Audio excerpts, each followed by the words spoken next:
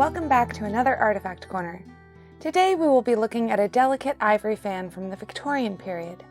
This fan has pierced decoration along the piece as well as some beautifully hand-painted flowers. This is a folding fan, meaning that it can collapse on itself for ease of carrying. Each piece of ivory is held together by a small pink ribbon, which is quite fragile thanks to over 100 years of use. Let's learn a bit more about the history of handheld fans. Two of the oldest surviving fans are from the tomb of Tutankhamen and are around 4,000 years old.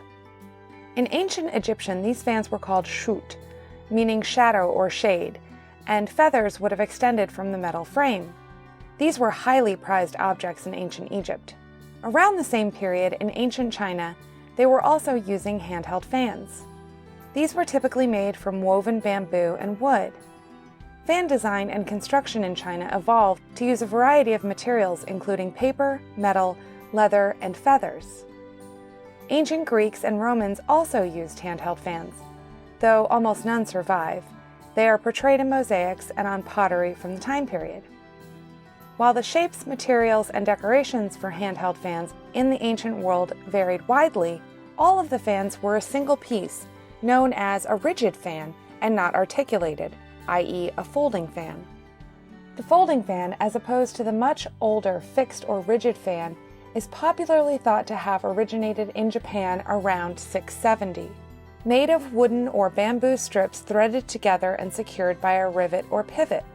The Chinese dispute this and claim that the handheld fan was invented by them around the same period. Whoever invented the folding fan, it came into common use in the 7th century. Handheld fans were absent from the archaeological record in Europe during most of the Middle Ages until they were reintroduced in the 13th and/or 14th centuries. Fans from the Middle East were brought by crusaders and refugees from the Byzantine Empire. In the 18th century, fans reached a high degree of artistry and were being made throughout Europe, often by specialized craftsmen. Folded fans of silk or parchment were decorated and painted by finely trained artists, creating stunning works of practical art. Handheld fans continued to be used throughout the 19th and 20th centuries, particularly in warmer climates. Handheld fans started to decrease in popularity with the invention of mechanized fans. When electricity was commonly used in homes in the United States, people didn't feel the need to carry handheld fans nearly as much. Our fan is in quite good condition, with the exception of the ribbon. This is most commonly the fail point of a fan, as it is the piece that handles the most stress.